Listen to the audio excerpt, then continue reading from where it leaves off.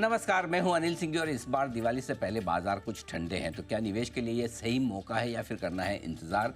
इस दिवाली से लेकर अगली दिवाली तक कहां बनेगा बड़ा पैसा और पोर्टफोलियो को समृद्ध बनाने के लिए क्या है मंत्र? इसी पर मंथन करने के लिए मेरे साथ हैं बाजार के 3 महारथी म्यूचुअल फंड इंडस्ट्री से। आइए उनका करते हैं स्वागत और करते हैं शुरू। दिवाली आई, जोश आई।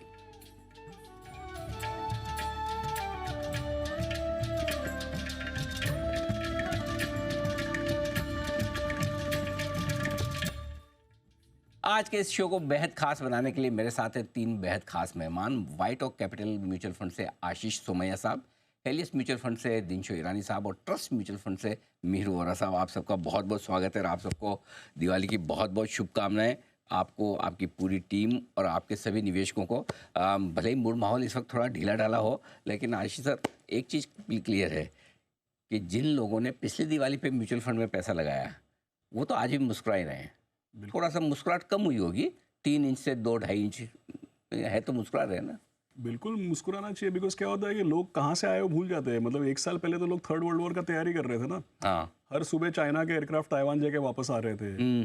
वेस्ट एशिया का वॉर जस्ट स्टार्ट ही हुआ था। तो पिछले 1 साल पहले हम जहाँ पे थे, या 2 साल पहले 2022 में जहाँ पे थे, 2 बार वर्ल्ड वॉर का अंदेशा डिक्लेयर ही कर दिया था लोगों ने, नेटो की वजह से या जिसकी भी वजह से। तो जहाँ पे हो सकते थे उसके मुकाबले जहाँ पर है उसमें तो खुशी खुशी मनाना चाहिए, मतलब कोई डाउट ही नहीं है। बिल्कुल। मीर सर, आप बड़ी गहरी पल्स रखते हैं ट्रेडर्स और इन्वेस्टर्स के बिहेवियर पर। लेकिन क्या होता है कि पीछे क्या हुआ वो हम भूल जाते हैं, आज क्या है उस पर ज़्यादा फोकस होता है। तो फोकस पास्ट, प्रेजेंट और फ्यूचर कहाँ करें? देखिए, फोकस तो हमेशा फ्यूचर में ही देखना चाहिए, क्योंकि रिटर्न्स तो फ्यूचर में आने हैं। पास्ट रेफरेंस होता है कि भाई कुछ लेसन्स लर्न करें, और अगर लेसन, एक लॉन्ग टर्म लेसन लर्न किया है तो ये है कि इंडिया पे बुलिश रहना है लॉन्ग टर्म, और पैसे यहीं बनते हैं।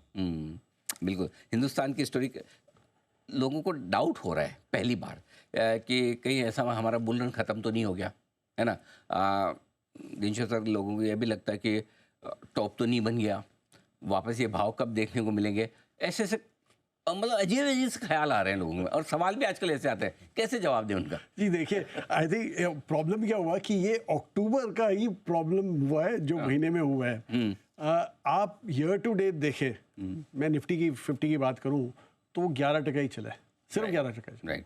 आप पिछले 3 साल की बात करें कैगर की, कि कंपाउंड एनुअल ग्रोथ रेट कितना था निफ्टी 50 का, वो भी कुछ 11 या 12% था, ज़्यादा नहीं चला है। तो हमारा लार्ज कैप तो अभी यूनिवर्स चला ही नहीं है, चला है वो स्मॉल कैप और मिड कैप चला, और मिड कैप में भी एक पॉकेट सा चला है। तो इसीलिए मुझे तो लग रहा है कि एक्चुअली हमने क्या किया, हमने NSE 500 लिया और उसको मार्केट कैप के हिसाब से ब्रेकअप किया। ठीक है। आप पहले 2/3 जो स्टॉक, मतलब मार्केट कैप है NSE 500 का, जो 120 कंपनी बनती है, उससे 120 कंपनी का P 19 है सिर्फ, अभी भी 19 है। तो आप सोचिए कि ये तो मेल्टअप की वेट हो रही है। जैसे ही आपका FI वापस आता है हमारी कंट्री में, वही लेने वाला है, और मुझे तो लग रहा है कि हमारा एक मेल्टअप बाकी है लार्ज कैप स्पेस में। तो इसलिए बने रही है बाजार में। तो जो आप कह रहे हैं कि ये भाव देख के आंख में पानी आने के बजाय मुंह में पानी आना चाहिए।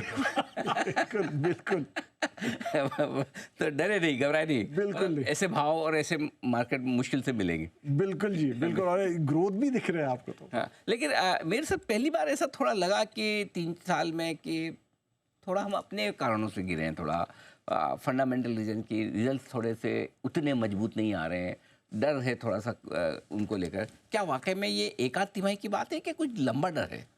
नहीं, मुझे लग रहा है कि ये मिक्स बैग है। इनफैक्ट जो थोड़े वीक जो रिजल्ट आए वो मेरे ख्याल से आ चुके हैं। इनफैक्ट पिछले 2-3 दिन में देखूँ तो कई सारे स्मॉल और मिड कैप्स जो हैं उसमें अच्छे रिजल्ट आए हैं, और स्टॉक ने अच्छा रिएक्ट भी किया है रिजल्ट्स पे। तो मेरे ख्याल से कोई ऐसा बड़ा कॉल लेने की जरूरत नहीं है, बिजनेस एज यूजुअल है। ओके। एंड अर्निंग सीजन में शायद थोड़ा प्लस थोड़ा माइनस होगा in terms of overall estimates में। लेकिन RBI गवर्नर भी कल स्टेटमेंट दिया था कि he is sticking to his 7.2% GDP growth rate. तो it's too early to take a call. As of now हमारा जो पॉजिटिव स्टांस है वो मेंटेन रखेंगे, क्योंकि सबसे बड़ी बात यह है कि ग्लोबल बैकड्रॉप जो है दैट इज़ फेवरेबल। हम चाइना की बात करते हैं, लेकिन सबसे जो बर्निंग रीजन है मिडल ईस्ट, उसमें इसराइल की मार्केट ऑल टाइम हाई पे पहुंची कल। सोचिए जहाँ झगड़ा चल रहा है वही ऊपर है। तो बिल्कुल, तो इसमें माने लिक्विडिटी जो है दुनिया में रहेगी। डॉलर के जो कंसर्न्स है उसकी वजह से भी मेरे ख्याल से जो अदर एसेट क्लासेस हैं जैसे कि इमर्जिंग मार्केट्स में इक्विटीज़ हैं, गोल्ड है, सब जगह पे लिक्विडिटी फ्लो होगी, क्योंकि ये एक बड़ा ट्रेड हो रहा है कि यूएस को कोई चारा नहीं है, they have to print their way out of the problem.